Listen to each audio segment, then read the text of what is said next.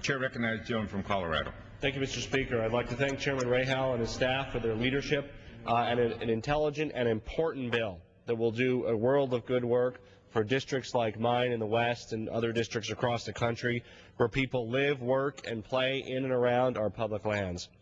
With the establishment of the Flame Fund, our nation's land management agencies are freed from the overbearing costs of fighting wildfires, and once again will be able to focus their efforts on the local communities and public land users they were created to serve, as well as fire prevention. This bill also finally guarantees that a cohesive wildfire management strategy is completed and put into place, a strategy that's long overdue and the absence of which has already damaged wildfire suppression efforts across our country. Mr. Speaker, my amendment will ensure that this vital cohesive plan, which has been called for time and time again by the General Accountability Office, is kept up to date and remains an effective tool as years go by.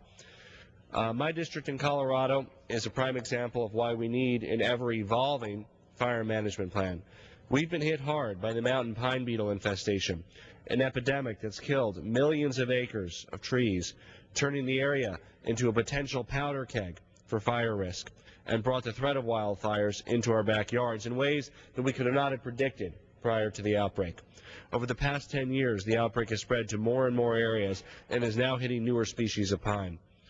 Climate modeling predicts that a large change in the frequency of precipitation and intensity of droughts in the area could only add to and impact increasing wildfire risks.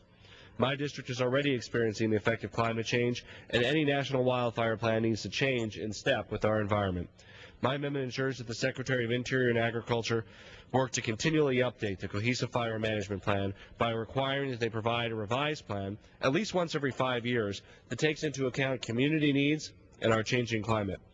We owe it to our brave firefighters and the efficiency-minded taxpayers to ensure that this fundamental part of wildfire management policy stays up to date and doesn't let our communities fall by the wayside.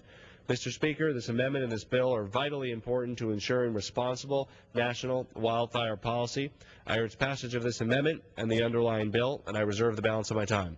Reserves this time. I yield to Mr. Ray, to the gentleman from West Virginia. Appreciate the gentleman from Colorado yielding and congratulate him on his superb leadership and work on this bill, and we accept the amendment.